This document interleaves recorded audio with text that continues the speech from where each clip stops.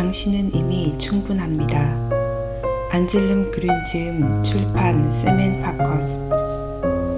당신은 이미 충분합니다.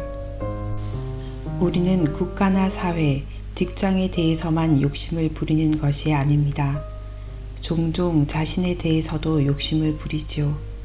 자신에게 지나치게 높은 기대를 갖고 거기에 맞추도록 스스로를 다그칩니다. 이를테면 우리는 항상 기뻐야 하고 긍정적으로 생각해야 합니다. 모든 것을 통제할 수 있어야 하고 매사에 성공해야 하며 다른 사람들로부터 인정받아야 합니다. 세상에 그런 사람이 어디 있을까요? 왜 우리는 스스로에게 이러한 지나친 요구를 하는 걸까요? 이러한 지나친 요구는 어린 시절의 경험에서 비롯됩니다. 부모가 자녀에게 기대를 갖는 것은 정상적인 일입니다. 자녀에게 아무것도 기대하지 않는 부모는 자녀가 아무것도 못할 거라고 믿기 때문일 것입니다. 물론 그런 부모는 없겠지만요. 어쨌든 자녀가 부모의 기대를 받아들일 경우 그 과도한 기대는 자기 자신을 향한 내적 욕구가 되어버립니다. 그렇게 되면 우리는 평생 스스로에게 과도한 마음의 짐을 지우고 삽니다. 몇몇 사람들은 제게 그런 이야기를 했습니다. 어렸을 때부터 항상 부모님의 기대에 부응하려고 쉴 새 없이 자기 자신을 몰아붙여 뭔가를 해야 했다고 말입니다. 예를 들어 친구들과 재미있게 놀고 있으면 부모님이 늘 이렇게 이야기를 했다는 겁니다. 지금 놀고 있을 때가 아닌데 더 중요한 일이 있잖니? 혹은 먼저 내 방을 치워. 그 전에는 못 놀아. 등. 그렇게 자란 사람들은 성인이 되어서도 항상 뭔가를 해야만 한다는 강박을 갖고 무슨 일이든 대단한 성과를 거두어야 한다는 요구를 자기 자신에게 하게 됩니다. 그들은 놀거나 그냥 가만히 앉아 있는 것을 시간 낭비라고 느끼고 어떤 일이든 성과가 있어야 한다고 생각합니다. 그래서 그들은 단 1시간도 오롯이 자신을 위해 자유롭게 쓸 줄 모릅니다. 스위스의 정신과 의사이자 우울증 치료 전문가인 다니엘 헬은 자기 자신을 향한 지나치게 높은 이러한 요구가 우울증으로 이어지는 경우가 많다고 말합니다. 그는 우울증이 도움을 요청하는 영혼의 외침이라고 했습니다. 영혼은 한계를 알고 있습니다. 우리가 스스로에게 이러한 한계를 넘어서는 요구를 하게 되면 영혼은 반란을 일으킵니다. 이렇게 영혼이 요동치는 것, 즉 우울증에 걸린 것도 감사하게 생각해야 합니다.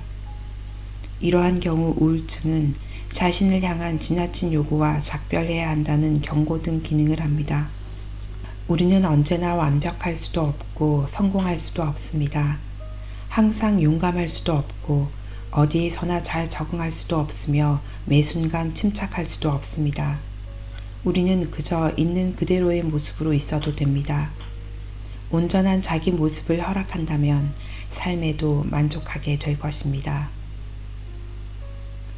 가득 채우지 않아 더 충만한 기쁨.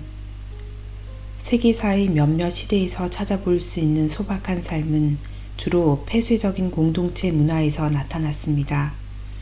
이를테면 수도원이나 스파르타 같은 도시 국가 전체, 고대 프로이센을 예로 들 수 있습니다. 무엇보다도 소박한 삶은 자연과 점점 멀어져 갔던 문명에 대한 해결책이었습니다. 소박한 삶은 자연과 함께하는 삶, 다시 말해 자연적이고 원시적인 삶이니까요. 또한 소박한 삶은 더 많은 것을 추구하려는 생각에서 비롯된 자본주의에 대한 항변, 자원 낭비에 반대하는 징표이기도 합니다.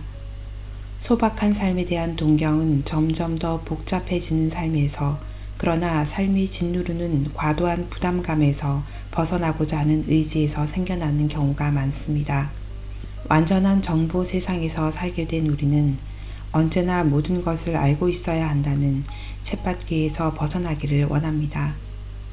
끊임없이 쏟아져 나오는 정보의 홍수 속에서 정처 없이 둥둥 떠다니는 대신 똑바로 중심을 잡고 자신의 삶을 사는 그러한 소박한 삶을 다시 원하는 것이지요.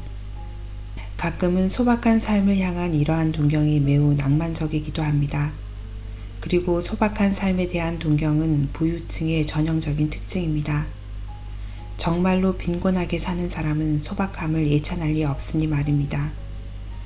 자연으로 회귀하는 삶, 소박한 삶을 지향하는 물결은 낭만주의 시대를 거쳐 1차 세계대전 후의 청년운동과 1970년대의 히피운동에서도 이어집니다.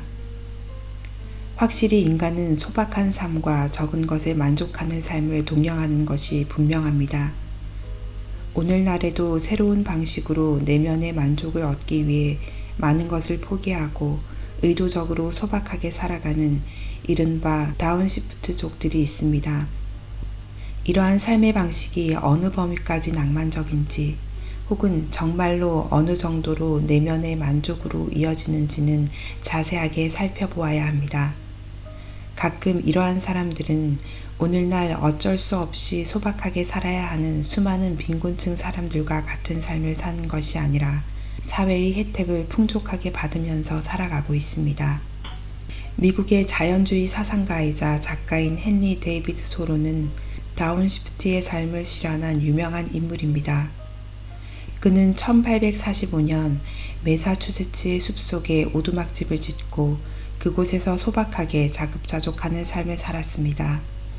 그는 자신이 그렇게 사는 이유를 다음과 같이 쓰고 있습니다.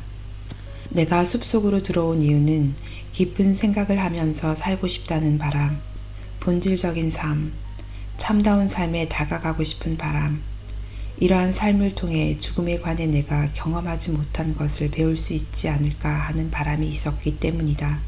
말하자면 소박한 삶이 무조건적인 목표는 아니었습니다. 정확히 말하자면 그는 소박한 삶을 통해 진정한 삶의 의미와 비밀을 느껴보기를 기대했습니다. 나는 삶을 깊이 있게 살기 원했고 삶의 골수를 모두 빨아먹기를 원했으며 스파르타인처럼 강인하게 살기를 원했고 삶이 아닌 것은 모두 내쫓아 버리기를 원했다. 숲속 오두막살이에 대한 이러한 묘사에는 단순해지고 또 단순해지라는 요구가 끊임없이 담겨 있습니다. 소비 만능 사회를 살아가는 많은 사람들은 단순함에 대한 이러한 동경을 갖게 됩니다. 갈증과 탐욕으로 정신없이 돌아가는 생활에서 벗어나고 싶기 때문입니다. 왜냐하면 누구나 참다운 삶, 만족스러운 삶을 원하니까요. 만족은 외부적인 요인에 좌우되는 것이 아닙니다. 더 많이 소비하고 더 싸고 좋은 것을 갖고 싶다는 강박에서 벗어난 자유로운 마음에 진정한 만족이 있습니다.